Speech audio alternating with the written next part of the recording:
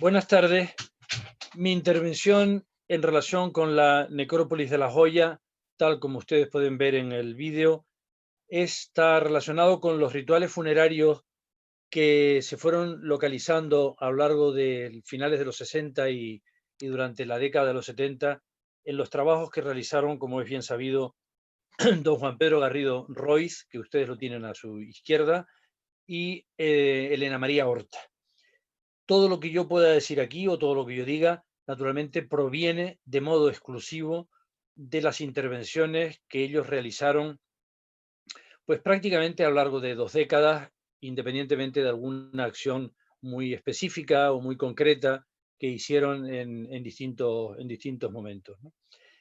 Debo advertirles a los que me están escuchando que el modo en que se excavaba, en el que todos excavábamos en esa década, porque yo terminé mi carrera en el 71 y empecé a trabajar antes como alumno y ya como docente, pues en fechas similares, naturalmente teníamos una visión muy distinta del modo en que hoy se trata los estudios arqueológicos, los criterios, los modos de investigar, las técnicas que se utilizan, los científicos que complementan cualquiera de esas actuaciones, e incluso, sobre todo, la manera de enfocar la perspectiva de estudio, que esto me parece absolutamente fundamental. Yo puedo decirles a ustedes que buena parte de las cosas que yo diré hoy, naturalmente, en ese momento, ni yo tenía una perspectiva similar a la que puedo tener ahora, ni nadie de los que trabajábamos en ese momento. De modo que es posible que nos falte mucha información, claro está, pero esa información nos falta, evidentemente, por razones que son las referidas, ¿no? Cuando yo he tratado de trabajar poco a poco en la necrópolis de La Joya con la ayuda inestimable de Clara Toscano, pero sobre todo con el intento, la disposición y la ayuda que me ofreció el profesor Juan Campos Carrasco para que yo tratara de enfocar o de revisar o de reflexionar, sería incluso mejor, de lo que se ha hecho en esa fecha. Pues naturalmente la perspectiva de estudio era, como digo, muy distinta a lo que a lo largo de estos últimos años yo he podido tener al respecto. La primera cuestión que quiero que sepan, porque me parece imprescindible, es si estamos hablando de una necrópolis fenicia o una necrópolis tartesia, porque hay en esto una discusión enorme, no resuelta, y puede parecer una cuestión baladí, pero no lo es, el definir las cosas con su nombre. Eso está dicho desde la Biblia y lo recoge muy bien Gabriel García Márquez en Cien años de soledad. Las cosas existen cuando se las nombra. Existen cuando se las nombra. Hemos tenido una discusión no resuelta aún, como digo, de si es una necrópolis fenicia, porque resulta que hay algunos materiales arqueológicos que son claramente fenicios. Otros que tienen esa raigambre, digamos, oriental en general, entendiendo oriental en un sentido laxo, es decir, todo lo que es la zona de la Fenicia, de Siria, Fenicia, incluso del norte de Egipto, pero también, por supuesto, de las islas centrales del Mediterráneo, Sicilia, Cerdeña, etcétera, aunque naturalmente no sea oriental, pero entran dentro de ese contexto, ¿verdad?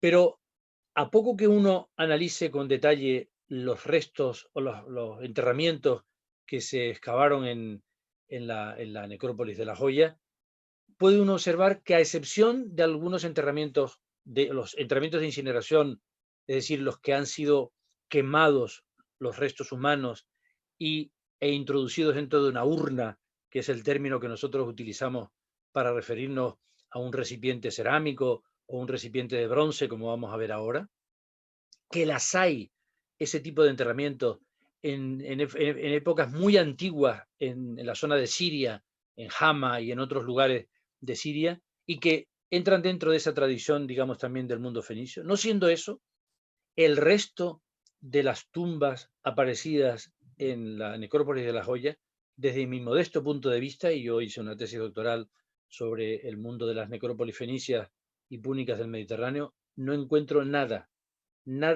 que yo pueda asimilar de modo preciso con ese tipo de enterramiento.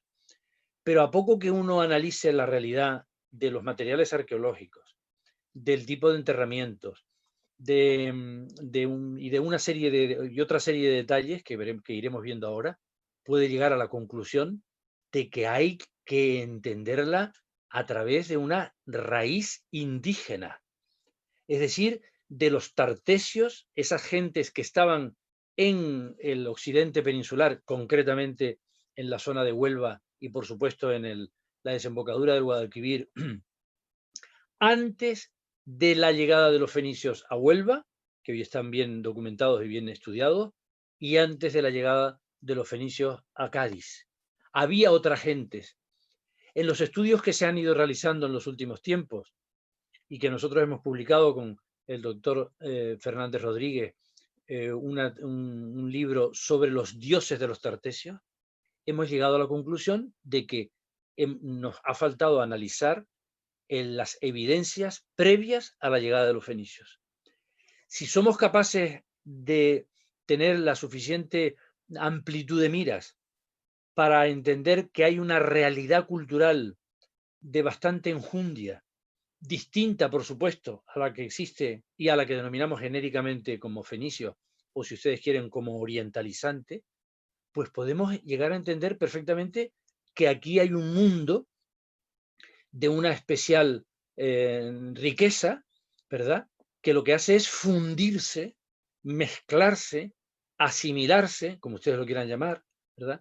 Con lo que llega de fuera, que en este caso es el mundo fenicio. Por cierto, magníficamente representado en la ciudad de Huelva y en su entorno.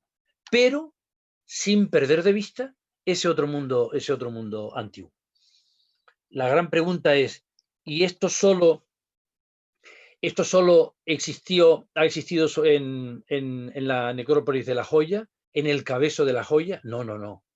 Con anterioridad a todo eso, hay un conjunto de enterramientos, un conjunto de necrópolis que se engloban todas ellas dentro de un término geográfico que es el de Carmona, provincia de Sevilla, bien conocido, evidentemente, de todos ustedes, ¿verdad? Que ya había dado una serie de materiales arqueológicos y de restos que había excavado el inglés o galo-inglés, franco-inglés George Bonsor, ¿verdad? A finales del siglo XIX, que se han ido complementando con otra serie de yacimientos arqueológicos posteriores. Lo último ha sido la extraordinaria necrópolis de la Angorilla en Alcalá del Río, ¿verdad? Que podemos poner en relación con lo del Cabezo de La Joya, que pareció en aquel momento como algo, digamos, novedoso, pero no lo era tanto porque ya había otros precedentes.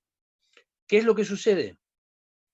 Que muchas veces la falta de un conocimiento preciso de lo que se ha ido excavando a lo largo de los años, incluso en este caso podríamos decir que de los siglos, aunque sin grandes pretensiones de largueza, ¿verdad? Nos ha faltado tener una visión de conjunto, Y yo creo que a partir de ahora, bueno, es una apreciación, entiéndanlo así, cuando digo yo creo es una apreciación, no estoy yo, digamos, argumentando nada con solidez, sino con hipótesis, ¿verdad?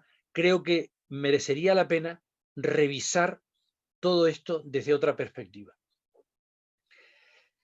Yo me he permitido la libertad, y ahora les explicaré por qué, me he permitido la libertad de utilizar las referencias sobre el mundo funerario que aparecen en las tragedias griegas de los tres grandes trágicos del siglo de oro, por decirlo de alguna manera, por imitación de nuestro siglo de oro, del siglo de oro de Atenas, es decir, del siglo V, que son Esquilo, Sófocles y Eurípides. Naturalmente, la idea no es mía, es una sugerencia de un historiador de la religión griega que es Barkert, y que dice, y ustedes lo pueden ver ahí, que los ritos funerarios del mundo griego son prácticamente desconocidos, a excepción, como él dice, de lo que aparece en las escenas de teatro, las escenas de las tragedias griegas, que lo iremos viendo a lo largo de la exposición, e incluso de alguna comedia de Aristófanes, que da, por cierto, como es bien sabido, una visión de conjunto de cómo era la realidad de la Atenas de Pericles, en este caso, y en general la Atenas del siglo V, y que no es una ficción literaria lo que aparece en estos escritos, sean la comedia de o sean las tragedias de. No, no, no, no. Responde a realidades perfectamente definidas. No hace falta decirles, pero conviene a veces recordarlo, que aunque la Ilíada y la Odisea no pertenezca a la época de Homero, pongamos mediados del siglo VIII, finales del siglo VIII o principios del VII, hay, ustedes saben, dudas al respecto, ¿verdad? Y donde sabemos que ahí se mezcla una tradición de las culturas de la edad del bronce mediterráneo, en este caso del bronce griego, con la etapa de la edad del hierro, que es a la que pertenece Homero, y que él habla de momentos muy antiguos y de momentos más cercanos. Pero los estudiosos de la Ilíada y de la Odisea han llegado a la conclusión de la veracidad de lo que se dice o lo que Homero dice en estos lugares. Pues yo me he permitido hacer diríamos, un nivel de comparación en esa línea. Ustedes me pueden decir, y yo lo acepto, la crítica, acepto la crítica. Ustedes me pueden decir, es que usted utiliza eso como si diríamos de una manera ahistórica. Exacto, estamos de acuerdo, porque estamos hablando de momentos distintos cuando se escribieron las tragedias. Pero las tragedias griegas, igual que lo de Homero, están aludiendo a épocas mucho más antiguas, que en buena parte coinciden, como es bien sabido, con los personajes que a su vez están recogidos por Homero en la Ilíada y en la Odisea. De modo que una buena parte, como es bien sabido, de las tragedias no hacen sino, y permítanme la expresión, aunque no sea muy correcta, glosar lo que dice Homero y los mismos personajes que dice Homero, ¿no? O que relata Homero. Por tanto, quiero que lo entiendan en el sentido siguiente, por favor, en el sentido siguiente. Lo que yo expresaré aquí, o verán ustedes de esas referencias de las tragedias, más que confirmar, digamos, una realidad precisa, para que me sirvan a mí, nos sirvan a los arqueólogos en general y en particular a ustedes que están escuchando esto, para entender. Es como si fuese digamos, una clarificación de todo aquello, una manera de entender. Ya verán ustedes como algunas de las cosas coinciden incluso con hechos arqueológicos precisos que corresponden precisamente al mundo indígena al que nos iremos refiriendo y, por supuesto, al mundo griego de la época al que nos estamos refiriendo. Solo con carácter general, y no voy a entrar en estos detalles porque esto se nos hace prolijo y además quizá no tenga demasiado interés, simplemente decirles que en el caso de los trabajos de Juan Pedro Garrido y de Elena María Horta, ¿verdad? Ellos hicieron, y en general otros investigadores han hecho unas clasificaciones de las incineraciones o las cremaciones, es decir, que son simples, colocadas muchas veces en un agujero dentro del terreno, incineraciones dentro de urnas cinerarias, como hemos dicho, con esos recipientes que iremos viendo. En algunos casos la mezcla de inhumaciones o de inhumaciones por un lado y después de inhumaciones con incineraciones por otro. En fin, hay una variedad grande, pero como yo no voy a entrar en esa casuística porque lo he orientado en otro sentido, pues me pareció prudente simplemente que ustedes sepan que básicamente es el ritual funerario o los rituales funerarios que aparecen representados en la necrópolis de La Joya se orientan casi siempre a esas cremaciones, ya sea, como digo, directamente en el suelo o en recipientes, etc. o quizá incluso con otro tipo incluso con algunos de ellos que pudieran tener otra explicación, pero como digo, esto no viene ahora al caso. Prefiero que vean otros aspectos que me parecen a mí que podían tener más otro interés. Y voy a empezar, fíjense ustedes, con una referencia de la tragedia Alcestes de Eurípides, que pone en boca de un personaje que se llama Admeto, y donde habla del cadáver, ¿verdad? Un cadáver que está provisto de todos los honores, que lo habían, ya yo lo leo a mi modo, claro, lo transcribo a mi modo, que lo habían de transportar en alto los criados hacia la tumba y la pira, o tumba y pira, es decir, al lugar donde ha sido enterrado y el lugar en donde ha de ser cremado. Eso es lo que dice la tragedia, ¿no? Y luego después el propio Eurípides, pero en otra tragedia, en Heracles, ¿no? Dice, ay, ay, con qué lamentos, lloros o cantos mortuorios, ¿verdad? Se relaciona ese proceso de transportar el cadáver al lugar, como digo, que se ha de quemar y al lugar donde se ha de enterrar. Resulta que hace ya tiempo, por la década de los 70, quizás, para ser precisos, quizás el año 75, ¿verdad? 1975 del siglo pasado, el profesor don Manuel Vendala Galán, que fue durante mucho tiempo catedrático de Arqueología de la Universidad Autónoma de Madrid y antes había sido profesor en la Universidad de Sevilla, donde yo lo conocí, lo traté y con el que tengo una especial relación de amistad.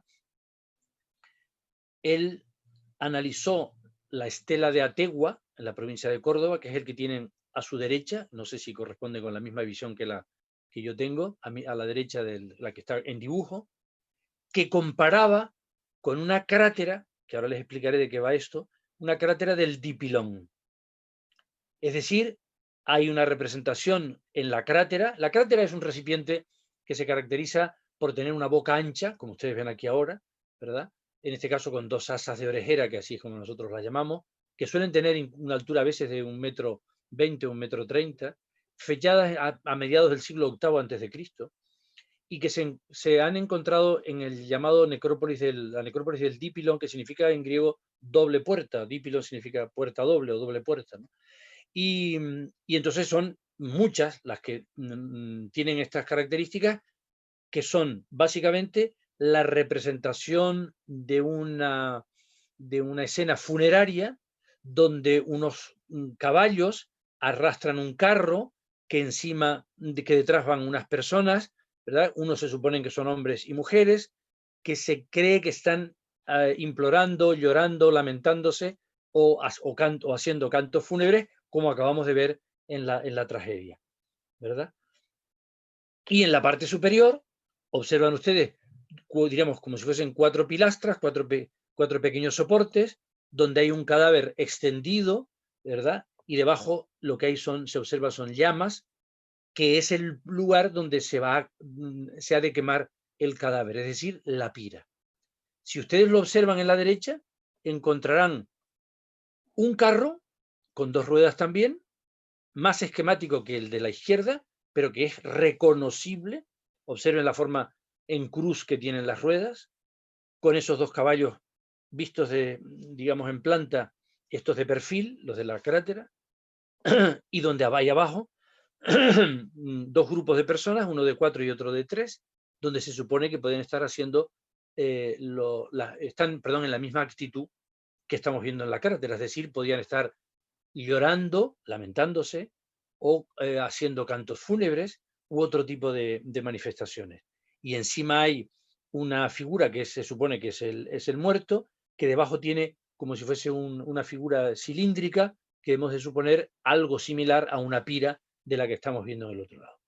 Es decir, el profesor Vendala observó que la conducción del fúnebre, que se llama en griego ekphorá, ¿no? Es decir, lo que se transporta, ¿verdad? Y la prótesis del verbo griego protisemi, que significa exponer, ¿no? La exposición del muerto, que es un hecho que está íntimamente relacionado con cualquier acto funerario que ha llegado, evidentemente, como es bien conocido, hasta nosotros. La exposición del muerto y luego la fase posterior, que consiste en el enterramiento, si es en tierra, como su propio nombre indica, es decir, inhumado, introducir en tierra, que es lo que significa inhumus, ¿verdad? O cremado, es decir, incinerado, que es, por cierto, que combina o con el que hoy coexisten las dos tradiciones también en nuestra cultura, ¿no?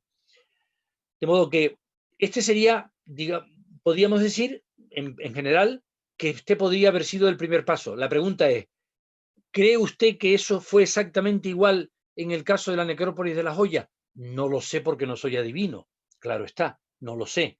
Lo supongo porque en la tradición indígena tartésica, que es la de la estela de Ategua y alguna otra que existe por ahí, pero que ahora no viene al caso de exponer, coincide con hechos similares a lo que en épocas más o menos coetáneas también sucedía en el mundo griego, con el que, aunque no estén emparentados directamente, en el trasfondo sí, porque las culturas indígenas tartesias, desde mi modesto punto de vista, ¿verdad?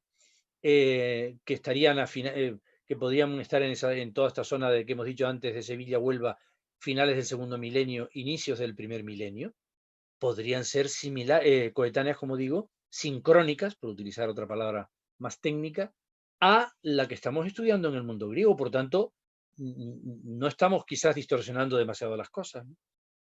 De modo que esta sería la primera fase. Segunda, ¿cómo sería el principio de los rituales?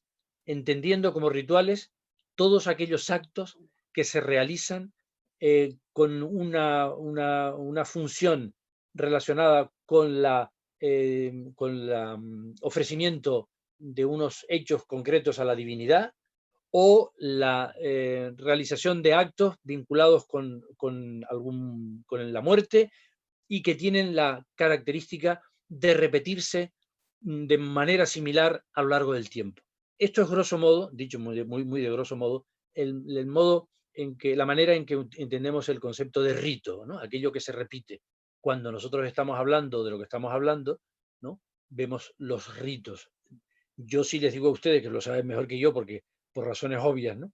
De que cuando estamos hablando de la Semana Santa o del Rocío, ¿verdad? Repetimos los mismos hechos, con las mismas vestimentas, con las mismas maneras, con los mismos cantos, con la misma manera de acceder a todos estos hechos, sea en el ámbito del mundo de la Semana Santa como en el del Rocío, pues estaríamos por el estilo, y perdonen la comparación un poco extemporánea, pero así de paso nos sirve para salir un poco de lo tedioso que se puede transformar esto, ¿no?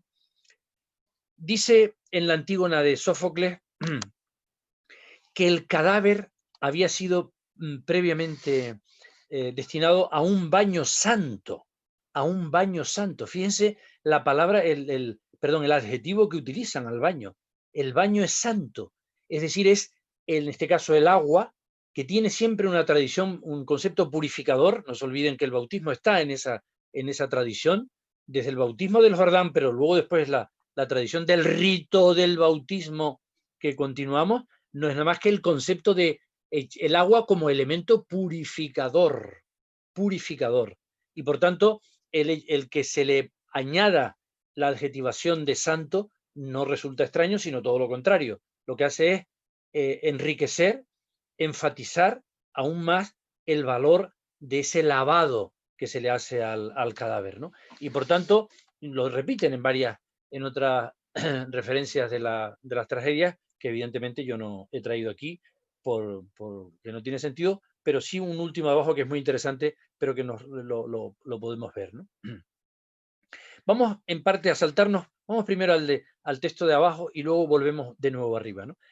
Eurípides en las Fenicias, ahora no Sófocles, sino Eurípides en las Fenicias, dice: he venido aquí con todo lo viejo que soy a buscar a mi anciana madre, a Yocasta, para que lave y amortaje a mi hijo, que ya no vive, pues es preciso que quien no ha muerto dé culto al Dios subterráneo, rindiendo los debidos honores a los muertos.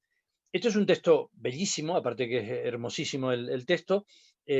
Las líneas que ustedes ven en ángulos corresponden a los distintos versos, claro, está partido, para que ustedes lo comprendan. No sé, claro, cómo sonaría en griego clásico, ni yo tengo formación para decirlo, pero seguramente bellísimo, ¿no?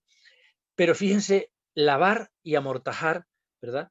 Porque es fundamental para que vaya al Dios subterráneo, al Dios de los muertos, ¿verdad? Y reciba los debidos honores quien ha tenido que pasar ese primer ritual, o si ustedes quieren utilizar otro término bien conocido por los antropólogos, el primer rito de paso, o rito de pasaje, perdón, traduciéndolo directamente del rite de passage de francés, que es un término que hay que hacerlo en castellano, claro, los ritos de paso.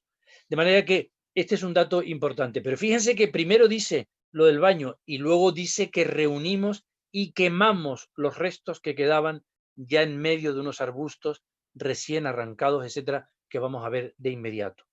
De modo que aquí hay todo un mundo interesantísimo que probablemente, claro, usted dice, es que yo no tengo los datos precisos para saber si eso fue así en el caso de la joya.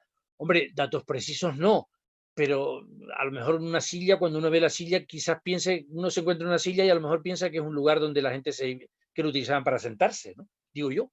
Y entonces, si uno ve un recipiente, pues puede pensar que servía para poner agua o vino o un líquido. Quiero decir que a veces nos exigen a nosotros los arqueólogos que nos imaginamos las cosas. No, no, no. Nos imaginamos las cosas, no. Procuramos en lo posible tratar de explicar lo que parece en algún caso obvio, con las debidas reservas, claro está. Pero que no sería, como digo, ninguna extrañeza de que fuese de esa manera, ¿no? Y termino con otro dato que, aunque no voy a entrar en ello, pero lo dejo de pasada, que no es nada, ninguna tontería lo que dice después. Y después de levantar un túmulo, los famosos túmulos que existen en Huelva, y probablemente los que debieron existir en la propia necrópolis de La Joya, y concretamente en la necrópolis, en la tumba 17, como ha sugerido el propio Juan Pedro Garrido, aunque claro, el proceso de antropización, perdón, las transformaciones, dicho más rápidamente, las transformaciones que se han producido en el Cabezo, evidentemente han generado pues una, si no destrucción, pues una transformación evidente. Por tanto, pero ténganlo en cuenta porque me parece que es importante en ese sentido, ¿no? Por tanto, que si los recipientes que nosotros encontramos en la joya, en este caso de bronce, con una flor de loto, ¿verdad? En la parte superior, en la representación de una flor de loto, y abajo una palmeta, la flor de loto, además relacionada con el agua, el símbolo de agua en la tradición de la simbológica del mundo egipcio, por ejemplo, pues bueno, como estos recipientes están hechos por los fenicios, pero que los fenicios utilizaban este mercadeo, ¿verdad?, a lo largo de todo el Mediterráneo, y solían introducir elementos, digamos, formales de otras culturas, como decir, al egipcio se lo vende de esta manera, al griego se la vende de otra, y al tartesio de Huelva se lo vende de otra manera, como es evidente en toda cultura dedicada al comercio. Por tanto, digamos que ese es otro dato que podemos utilizar. De modo que un recipiente que parece servir para contener agua, pues es posible, es bastante posible. Por tanto, nosotros podemos asociar la aparición de estos recipientes de bronce, en este caso de la tumba 17, con eso, con el agua, como sucede con la famosa, los dos recipientes, el de la joya, que es el de la derecha, o en este caso el del centro, y el de la colección Calzadilla de Badajoz, ¿verdad? Donde aparece un ciervo, y aquí un ciervo, en el de Huelva, un ciervo, una cabeza de un ciervo, y la parte de atrás de la cabeza de un équido, es decir, de un caballo, ¿no? Y al lado una cierva que probablemente procede de Huelva, quizá del entorno de Niebla, no sabemos con exactitud, pero que está en el Museo Británico. Y que todo eso, fíjense ustedes, ¿saben con qué se asocia?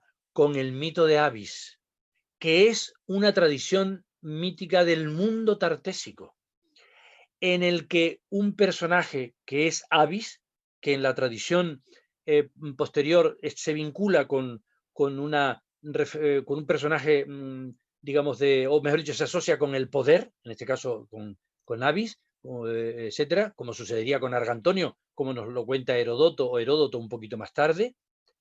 Pero es que la cierva es un animal sagrado dentro de la tradición del mundo ibérico. Y yo creo, o creemos, que es igualmente un animal sagrado en la tradición tartésica antigua, es decir, la anterior a la llegada de los fenicios, pongamos del siglo VIII hacia atrás, ¿verdad? Y por supuesto, en la fase más reciente, lo que llamamos tartesio orientalizante, ¿verdad? O tartésico orientalizante, si cualquiera de las expresiones da exactamente lo mismo, y el hecho de que aparezca además en este tipo de en ese mundo funerario, este elemento simbólico relacionado desde mi modesto punto de vista, repito, como un hecho religioso, de carácter religioso, pues yo creo que son aspectos que no se pueden desligar en absoluto. Es decir, tenemos que estar constantemente jugando con todos estos fenómenos. Dice, ¿estos recipientes son fenicios? No, los recipientes no son fenicios. Tienen una tradición fenicia algunas de esos elementos formales, pero estos en bronce y con estas características que estamos señalando no son recipientes fenicios. Que estuvieran hechos por los fenicios es posible, pero está más vinculado a la tradición tartésica, está más vinculado a la tradición indígena, ¿verdad? Propiamente dicha. Por eso, la aparición también en la tumba 17 de lo que se ha dado a llamar, perdón, un brasero o braserillo, porque tiene esa similitud con los braseros de la mesa camilla, que a veces, fíjense, esto lo pongo, entiéndalo como una cosa entre paréntesis, a veces la utilización de un nombre, digamos, no digo vulgar, sino común, adscrito a un objeto cualquiera, termina a la postre, perdón, por confundir y por distorsionar las cosas, fíjense, y uno lo hace, claro está, con la mejor buena voluntad del mundo y la mejor forma de clarificar las cosas, y resulta que nos encontramos con que ese brasero o braserillo, a mi modo de ver, no es otra cosa que un aguamanil, una jofaina o palangana, ¿verdad? Por decirlo de alguna manera, que además tiene algunos elementos simbólicos de carácter de tradición egipcia, como esa cabecita que aparece en uno de esos laterales, ¿verdad? Y aparecen también otros elementos, como esa flor de loto que aparece también arriba, vinculado también con esa tradición del agua. Por tanto, en este sentido, me parece que que nosotros podamos decir que el baño santo al que se refiere esa tragedia griega que hemos visto podría ser similar, ¿verdad?, a lo que sucede con el mundo que estamos viendo ahora, es decir, con el mundo tartésico propiamente dicho, ¿verdad?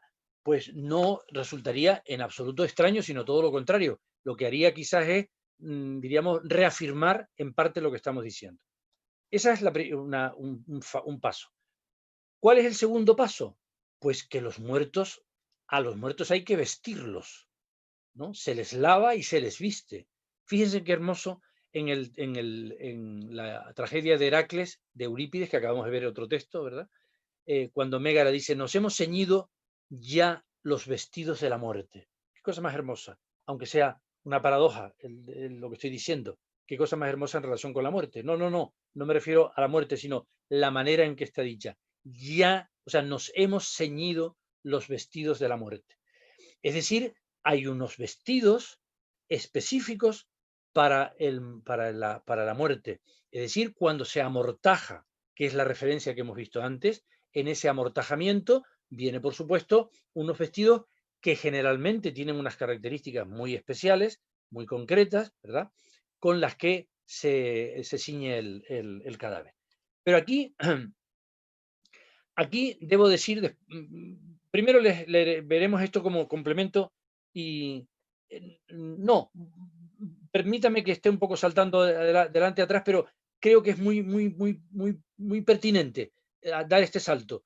Y es que en los estudios de Juan Pedro y de Elena, perdón que lo haga tan cariñosamente ahora, dice que habían encontrado en la tumba 17 huellas mineralizadas de tejido que estaba adosado al jarro piriforme, esa forma de pera, que por eso es el nombre, ¿no?, de bronce, que se halló en la tumba 17, es decir, del que acabamos de ver ahora.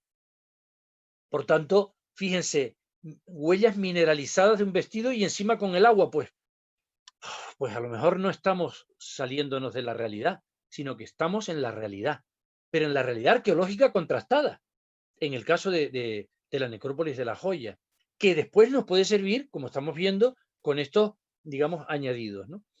Pero fíjense lo que dice Aristófanes en la Asamblea de las Mujeres. Aristófanes es, como ustedes saben, el gran comediógrafo del siglo V, igual que eran los otros trágicos, ¿no?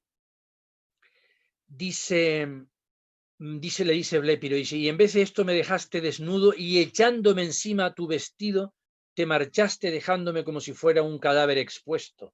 Recuerden lo que hemos visto al comienzo de la exposición del cadáver, ¿no? La prótesis que habíamos visto al comienzo. Y aquí lo vuelvo otra vez a repetir, pero echándome encima tus vestidos. Es decir, que lo repite, en este caso sale de una tragedia a una comedia. Y ahora viene lo que no resulta en principio complicado hacerse una composición de lugar. Es decir, no es invención de los arqueólogos suponer que encontremos una serie de objetos, en este caso de bronce, que por sus características parece que están asociados con un vestido. Es decir, una fíbula, que es lo que ustedes tienen a la derecha. Fíbula es un término latino que significa imperdible, ¿no? Es un imperdible, no es otra cosa, que sirve para, digamos, atar el vestido, cuando es el vestido suelto, que es muy, muy típico en la tradición griega, ¿no?, ¿verdad? Y entonces, que eso aparezca aquí, normal. Que aparezca también restos de una hebilla de un cinturón, normal. Uno o dos o tres, normal. ¿Por qué? Pues porque normalmente un vestido lleva un cinturón, ¿verdad?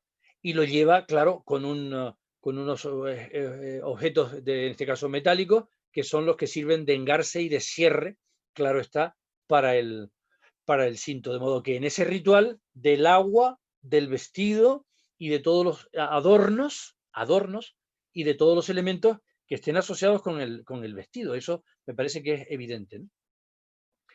La tumba 17 es la gran, digamos, la gran joya de la joya, permítanme el juego fácil de palabras, ¿no?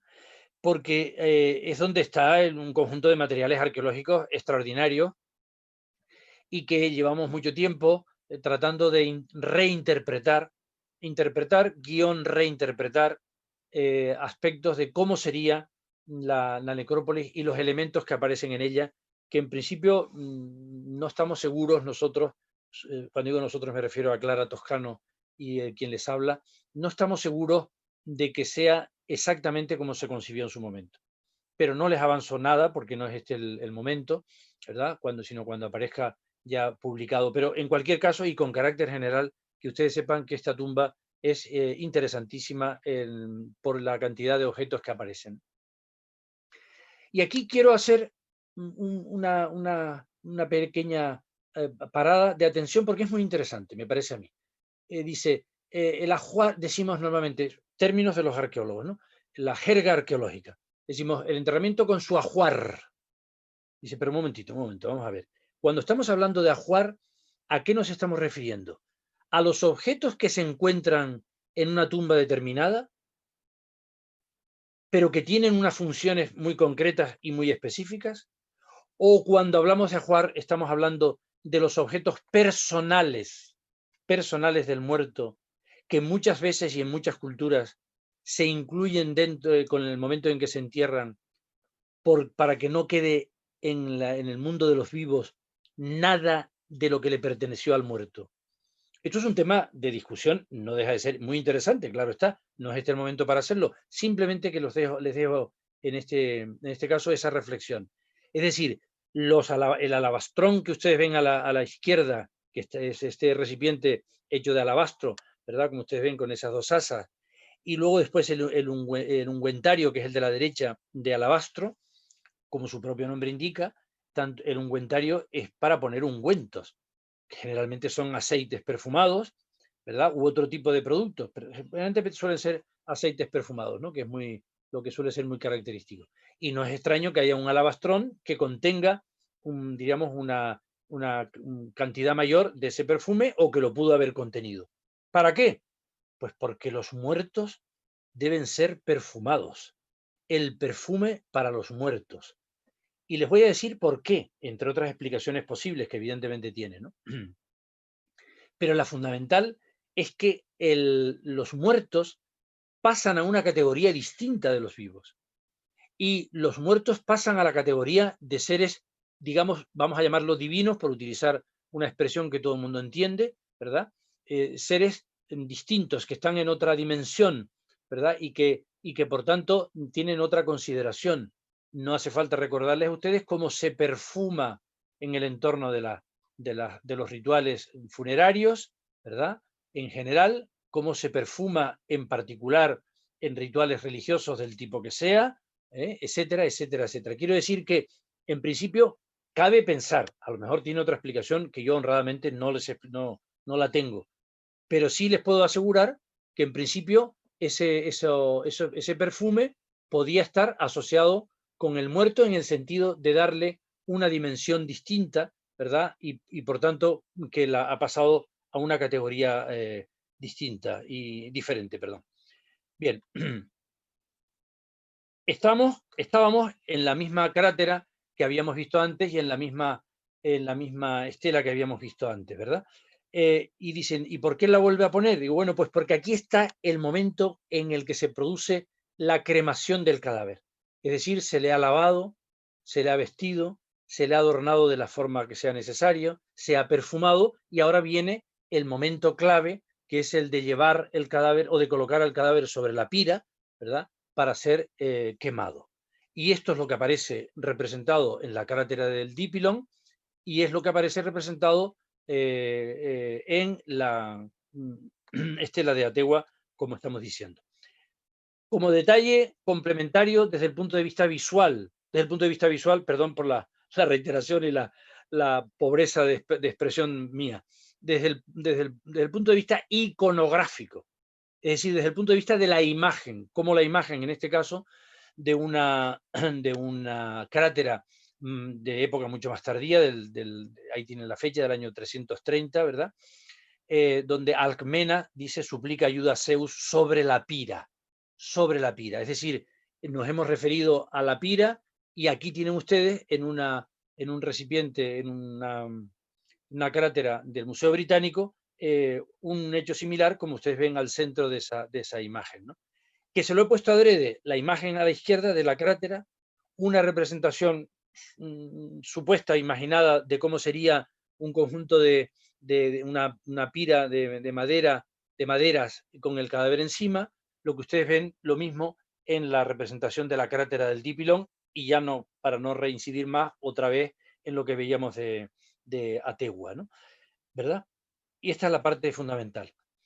En el Heracles de Eurípides, que ya lo he señalado en varias ocasiones, esto es interesantísimo porque donde nos da y nos explica lo que hay que hacer, el proceso que hay que hacer para colocar una pira. Cortar los troncos de árboles. Y cuando se hayan cortado, se amontonan alrededor de un altar, ¿verdad? Y de la madera bien distribuida, de manera que se le prenda fuego y se reduzcan a cenizas los cuerpos de todos ellos. Esa es la manera que con la que yo lo he leído para hacerlo más rápido, ¿no? Ahí está perfectamente explicado lo que suponemos por lo que vemos en los iconos que hemos señalado, el proceso el proceso. Pero aquí viene otro aspecto que me parece interesantísimo y que ya los análisis arqueológicos que se han hecho en los últimos años han cambiado el panorama, como les decía en la introducción, en este sentido, ¿verdad? Pero que también se ha podido también en los últimos estudios que se están haciendo sobre la revisión de la necrópolis de La Joya, como digo, se ha avanzado también en este sentido. Fíjense en la búsqueda de cortar un montón de leña de encina, y dice expresamente cuyas raíces sean bien profundas, y después de un montón de robustos olivos silvestres, fíjense que son encinas y olivos, que sean robustos y en este caso de raíces profundas. Aquí hay todo un mundo, estamos hablando para el mundo griego, claro está, para el mundo griego. todo un mundo de un interés simbólico extraordinario, que no viene ahora al caso, ¿verdad? Pero que simplemente lo sepan, que nos puede servir como elemento comparativo, porque la pregunta es, la encina, el pino, el olivo y otros árboles, pero esos árboles también los tenemos, algunos de ellos, en la necrópolis de La Joya. Es decir, la pregunta es, ¿son cualquier árbol? No. ¿Los árboles tienen algún valor simbólico? Claro. La diosa Atenea está asociada con el olivo. Se los digo para recordárselo. La encina está asociada con el dios Zeus. De manera que no puedo decir lo mismo del pino, porque no tengo ahora el dato con precisión, porque la verdad es que me despisté de no habérmelo estudiado con detalle, lo siento. Les pido disculpas. Pero se los pongo en antecedente. Es decir, no es quemar por quemar o un árbol por cualquier árbol. No, no, no, no, no. Son según qué árboles, según qué sitios, según qué características, si son robustos o no, si son profundos o no. ¿No? No las raíces que estén al exterior, no, no, no, porque eso está contaminado. Tiene que ser aquello que esté en lo profundo de la tierra, en aquello que no esté contaminado. Hay todo un mundo de simbólico extraordinario que naturalmente hay que tenerlo siempre en consideración y que esperemos que en los próximos años todas las investigaciones que se hagan en este sentido, sin prisas ninguna, se puedan hacer, por supuesto, con aporte económico, porque si no sería imposible, pero de una forma meticulosa, detallada, cuidada, ¿verdad?, etcétera, porque es la que nos da toda esta información. Yo no me imaginé nunca que la presencia de este vaso primero de la izquierda, de lo que llamamos vaso tipo a Chardon, el recipiente que tienen al centro con esas bandas rojas que llamamos vasos Cruz del Negro, tipo Cruz del Negro, que es una de las necrópolis características de Carmona, o este recipiente de bronce encontrado en La Joya, ¿verdad?, en 1945, que fue el primero que se encontró, por cierto, y que luego daría pie con posterioridad a que se excavara, ¿verdad? Resulta que los recipientes estos no están puestos al azar. No, no, no, no, no. Cada uno tiene su simbolismo. Cada uno tiene su simbolismo. Es decir, que ya no es solo el simbolismo de los árboles, sino el simbolismo que tienen después los recipientes, ¿no? Para que, con carácter general, estos tres recipientes han sido encontrados en la necrópolis de La Joya. Y estos recipientes han sido encontrados también en la necrópolis de Carmona y en algunos otros sitios, ¿no? Les recuerdo como referencia, para entrar en lo que vamos, del Agamenón de Esquilo, ¿verdad?, cuando dice: cada cual sabe a quienes despidiera, pero en vez de guerreros son urnas y cenizas lo que al hogar regresa. Esa es la manera en que es lo que tenemos, es decir, urnas y cenizas. Esto está expresado así en el Agamenón de Esquilo, y esto es lo que nos da pie para entrar en todo ello. Fíjense qué cosa más precisa en las coéforos de Esquilo, ¿verdad?, que fue ese recipiente en el bronce, que es el que ustedes tienen a la izquierda, hallado, como digo, en la Joya del año 1945. Dice: por ahora me está interrumpiendo la visión, pero más o menos me lo sé. Por ahora lo que encontramos son partes de una urna de bronce que guardan los restos de este joven a quien todos lloramos siguiendo el rito. Más o menos, lo estoy hablando de memoria, o sea que es posible que alguna palabra se me escape. Dice de este joven. Observen el dato, que es muy importante. La pregunta es: ¿hay un recipiente de bronce que se destina de modo exclusivo a los jóvenes o a un joven guerrero en este caso? Estamos hablando de una necrópolis donde allí se enterró seguramente la élite de la sociedad tartésica, que de esto no hemos hablado, porque si no todo esto se hace excesivamente prolijo y no quería pasarme del tiempo, ¿verdad? Pues es posible. ¿Tiene usted la seguridad de que es así? No, no, yo no tengo la seguridad. Yo lo que tengo es la duda razonable, la duda metódica, de que a lo mejor esta urna de bronce, como dice Esquilo, podía haber sido la que en algunas que estuvieran destinados precisamente a uno de esos personajes guerreros importantísimos, que desempeñan una función esencial en el mundo tartésico. Así lo estudiamos nosotros, y aprovecho para hacer publicidad al libro del libro que he publicado con Jesús Fernández Rodríguez, que me publicó con la buena disposición de Juan Campos Carrasco, la Universidad de Huelva. Tarteso, la génesis de una civilización. Pues allí estudiamos los guerreros, los personajes guerreros, los personajes pastores, lo tal, porque estamos hablando de una sociedad guerrera, como suele suceder con sociedades pastoriles, como era el mundo tartésico, y que se observa, como ustedes saben, sobradamente en esas espadas maravillosas que fueron encontradas en la década de los años 20 en la ría del Odiel, ¿verdad? Por tanto, quiero decir que todo esto no lo perdamos de vista.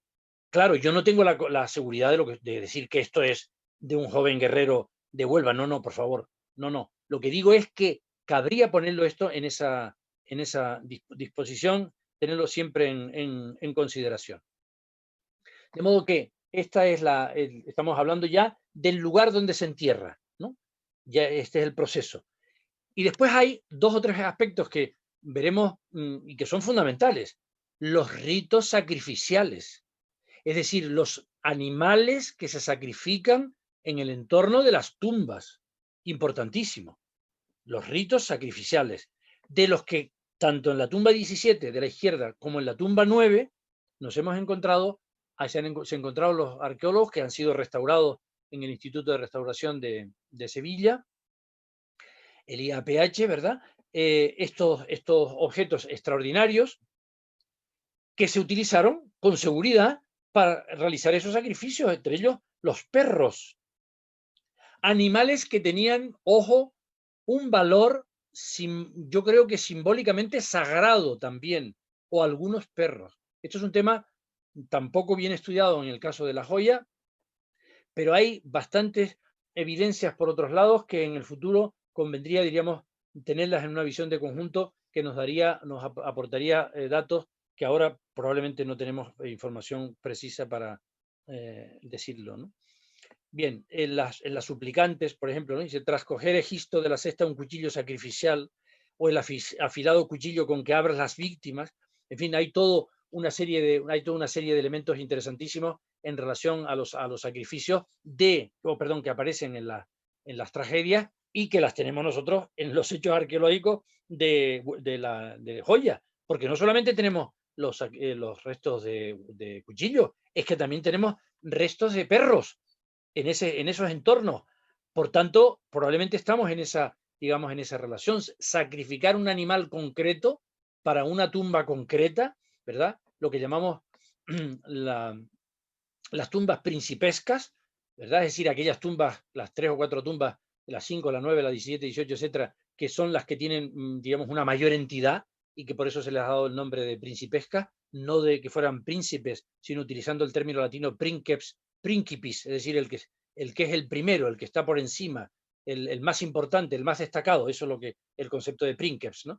a lo que quiere decir. Y por tanto, en este sentido, es importante tenerlo en consideración. ¿Por qué?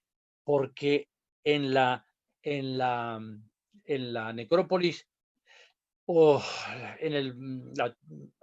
más que en la necrópolis, en el monumento funerario, porque sería más correcto así, el monumento funerario de Pozomoro, encontrado en Chinchilla, en la provincia de Albacete, y que el profesor Almagro Gorbea estudió a partir de las décadas de los 70, entre la serie de elementos iconográficos que aparecen en los relieves, uno de ellos que he querido destacar, como ya lo había hecho el profesor López Pardo, que ya no está con nosotros, desgraciadamente, ¿verdad? Y aparece un cuchillo. Hay un personaje con una especie de cabeza de cánido, ¿verdad? Que lleva un cuchillo en la mano. Un cuchillo que él considera que es un cuchillo que forma parte de ese sacrificio, ¿verdad? De ese banquete funerario, que no entramos ahora como razones obvias, ¿verdad? En ese lugar que él estudió maravillosamente en un libro precioso que se llama La Torre de las Almas. Y por ahí, ya que dije lo de esos sacrificios, hay todo un montón de cosas que no puedo entrar en ellos, pero porque hay que revisarlas de nuevo otra vez con lupa, que son lo que a veces el amontonamiento de cerámicas rotas, pero en infinidad de fragmentos, que es lo que se llaman los rituales de quebrantamiento. Es decir, lo de romper objetos encima de la tumba, o lo que se llaman también rituales de desagregación, tal como ustedes ven ahí. Es decir, el quebrantamiento porque es una forma, digamos, de hacer un ofrecimiento del tipo que sea. A lo mejor se rompían esas recipientes con algo dentro, yo no lo sé, o no lo sabemos, líquido o lo que fuere, pero también de la desagregación en el sentido de romper aquellos objetos que pertenecían como ajuar, al que ya me refería antes, a lo de los muertos, ¿no? En fin, todos estos son temas que no puedo nada más que esbozar, desgraciadamente, pero me parece que es interesante dejarles también a ustedes la duda, ¿no? Estas son las cerámicas indígenas, ¿no? Las que llamamos de retícula bruñida, ¿verdad? Que tanto estudió el recordado Paco Gómez, nuestro querido amigo Paco Gómez, ¿no? Bien, pues estas cerámicas indígenas, típicas del bronce final, típicas del mundo tartésico, ¿verdad? Que están en la necrópolis y que después en algún caso aparecen en amontonamientos enormes, tal como aparece también en otros lugares como, perdón, en otros santuarios tartésicos, como el del Carambolo y otros, por supuesto, pero en concreto esos, ¿verdad? Que es de un interés, ya digo, verdaderamente extraordinario, ¿no? Bien, fíjense qué cosa más curiosa. Dice, constantemente insisten Juan Pedro Garrido y Elena María Horta que van encontrando mucha cal en las tumbas, ¿no? Y entonces, en un momento determinado, ellos incluso dicen que la cal había estropeado o había destrozado los restos óseos de la necrópolis. No es verdad, no es verdad. Los restos óseos no los destruye la cal, todo lo contrario. Es un conservante, no los destruye. Destruye las partes blandas, las partes óseas no las destruye, ¿no?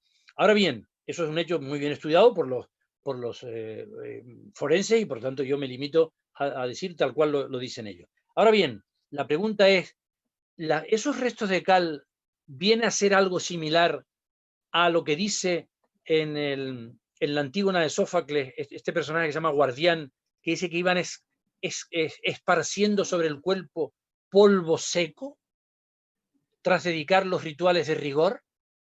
La pregunta es, ¿echaban cal encima de las tumbas similar a ese, digamos, del enterramiento, similar a ese polvo seco al que se refiere en este caso la Antígona de Sófocles? Es posible, es posible. No es desdeñable, por lo menos, pero hay que tenerlo en consideración. Bien, y hay después un detalle que no me da tiempo ya pero no quería dejar de decirlo, y es que, aunque eso no lo sabemos, que son las llamadas libaciones, ¿no? Las libaciones son los líquidos que se ofrendan a los enterramientos a posteriori. Es decir, por ejemplo, en los túmulos, lo dicen en este caso la tragedia, había unos resquicios por donde largaban vino, agua, aceites perfumados o lo que fuere, y esas son las libaciones. Este es el concepto. Es posible que algo de esto fuera en La Joya, aunque yo no tengo datos. Y por último, y así que voy terminando, hay ahí otro mundo importantísimo, que está simplemente esbozado. Fíjense lo que les digo, esbozado. Por ejemplo, en esta bandeja, en esta pátera, el acento aquí es importante para no confundir con patera, claro. En esta pátera, ¿verdad? Bandeja, o como ustedes quieran llamarla, que tiene, fíjense, esas formas extremas angulosas y su forma interior ovalada, hay en la parte de la derecha un recipiente similar o un recipiente similar al que ustedes tienen al lado, que es ese llamado tipo vaso a Chardon, que tiene alas, un vaso alado. Pues fíjense, López Pardo, al que ya he citado, lo asocia con las alas de las almas, porque él habla de la Torre de las Almas. Es decir, que el recipiente tiene, en este caso, con las alas, una función simbólica importantísima. Si ustedes observan en la pátera y observan lo que tienen ustedes abajo a la izquierda del resto del fondo del santuario, si observan la base de este guerrero de Cerdeña, si observan ese objeto de oro del carambolo, si observan esta figura en bronce que se aparece al del objeto del carambolo, ¿verdad? Y en esta parte de la estela donde aparecen los cuernos un supuesto escudo y esa especie de subrectángulo con esos esquemas, resulta que todo es simbólicamente igual. Fíjense qué importante. Todo está en lo mismo. Todo tiene todo está perfectamente enhebrado. Perdón. Todo está perfectamente enhebrado. Y ahí nos falta todavía dar ese salto cualitativo. En un momento determinado se creyó que eso era una piel de toro extendido, pues es posible. El toro es un animal considerado sagrado en la tradición del mundo tartésico, porque es un animal importantísimo en su vida social, económica y política, y por tanto ese animal se considera un animal sagrado, de alguna manera, como lo es la vaca sagrada de la India. Y entonces una piel extendida tiene esas características con las 4 puntas. Y todo ello repite la misma morfología. Entonces no habría que desdeñar que estamos hablando, diríamos, de un elemento simbólico, ¿verdad? Que de manera, es decir, que es un icono, solo un icono, pero que tiene después esas otras funciones. En la tumba 18 aparece este recipiente con un símbolo, para mí gustó, un símbolo astral, es decir, un símbolo solar, entre comillas, entre interrogantes, puede ser lunar, vamos a decir astral, punto. Yo creo que es un símbolo, es el sol. Y luego después, en una pátera que se encontró en la necrópolis de La Joya, tiene en ese extremo lo que yo creo que es la representación de una barca solar. De una barca solar. De modo que el que aparezca en el interior de ese recipiente cerámico un símbolo que yo creo que es el sol, o en este caso un símbolo astral, que aparezca también esa barca solar, está relacionada con los famosos mitos relacionados con el sol, del carro del sol, de la barca solar, del carro solar, etcétera, que es una tradición antiquísima, ¿verdad? Donde se hace la idea de que el sol va transportado por un carro, ¿verdad? Y que da vueltas en la esfera hasta que termina por aparecer un día sí y otro también, se esconde, vuelve a aparecer, etcétera, y se transforma esa manera de interpretar la cosmogonía de ese mundo indígena, ¿verdad? En una visión tan, digamos, mítica para podernos entender. Que, por cierto, está representado esa llegada de los carros, del carro de caballos arrastrando el sol, ¿verdad? Que llega y que aparece en el frontón este del templo del Partenón, ¿verdad? En Atenas. Por tanto, este mundo, como ustedes comprenderán, simplemente lo estoy dejando esbozado porque es de una extraordinaria entidad, que yo no tengo ahora, digamos, tendría que pasar más tiempo y tener una visión de conjunto de todos estos sitios a los que me referí para poder decir las cosas con una cierta, no digo contundencia porque es una expresión que no me gusta, pero sí al menos con una cierta, digamos, seriedad en este sentido. Aquí ahora solamente son esbozos, hipótesis, sugerencias, propuestas, ¿verdad? Etcétera, ¿no? Y lo mismo sucede con aspectos importantísimos. La orientación precisa en cada una de las tumbas, sea la orientación este-oeste, es decir, este al orto solar, es decir, la salida del sol, y el oeste en el ocaso, ¿verdad? O la orientación a otros elementos de la naturaleza, montes, ríos, etcétera, mar, en fin, hay todo un mundo ahí que todavía nos falta, digamos, analizar en conjunto. Esta es la pátera de La Joya en conjunto, ¿verdad? Y aquí en la zona extrema esa representación de la barca solar. Les agradezco a quienes me escuchen su atención. Lamento quizás haberme pasado un poco del tiempo, que yo calculé más o menos que fuesen 50 minutos y tengo la impresión de que o llegué a los 60 minutos o me quedé en los 55 minutos. Muchísimas gracias y espero que les sea útil lo que les he dicho.